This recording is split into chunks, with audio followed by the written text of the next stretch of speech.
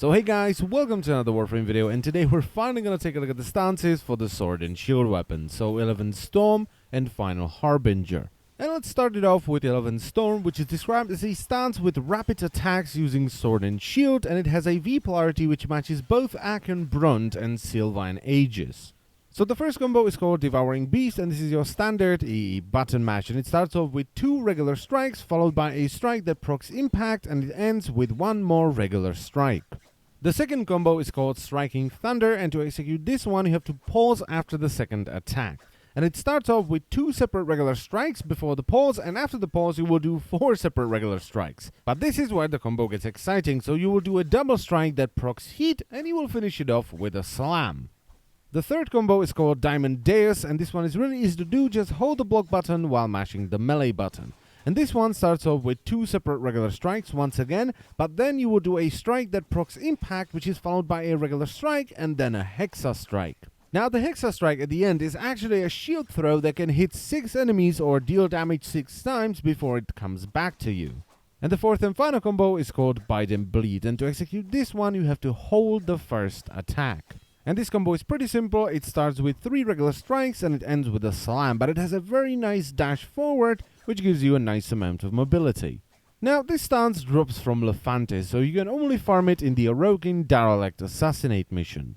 And this stance is a lot of fun. The combos are very fluid, they're very easy to do, and they do a decent amount of damage. I really like how 11th Storm implements the shield into the combos, whether it is simply bashing or charging with the shield, or even throwing it in the case of Diamond Deus. The combos are simple, fun, they look cool, and they feel really nice. And on top of that, Eleventh isn't the hardest thing to farm, and a lot of people already have 11th Storm because they got it while they were farming Necros, so it's not too expensive either. So for me, it's a definite yes for 11th Storm. It's an awesome stance. And let's move on to final Harbinger, which is described as a stance with powerful slashes and shield attacks, and it also has a V polarity, which matches both the Aachen Brunt and Sylvan Aegis.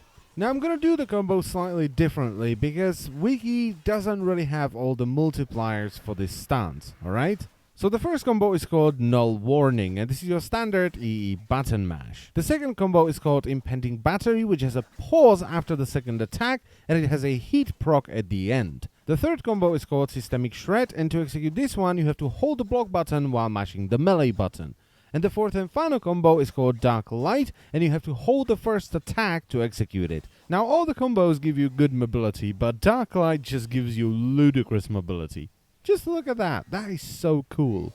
This is definitely one of the best looking and best animated combos in the entire game. And you may think that I've sped these combos up, but that is not the case. This stance is so much faster than 11th Storm. And it's really noticeable when you put it on Valkyr with Hysteria. These beautifully animated combos turn into wild flailing of death. It's really unfortunate that Wiki doesn't have all the stats about the combos though. And before I start talking about the stance, let me apologize for not going more in depth with the combos, but I simply have nothing to work with. So this stance drops from the Drakkar Manic, so if you want to farm it, do the mission Titania on Uranus. And if you really want to farm it, it will be indeed an utter pain in Uranus. I've done that mission hundreds of times and I still had to buy the stance for this video. And that also means that this stance is pretty expensive, especially when compared to 11th Storm. So is it worth the platinum or the grind? Well, in my opinion, it's barely worth it. Alright, I really like mobility, and this stance has a ton of it. You can run at full speed while pulling off all the combos, which are not too hard to pull off by the way.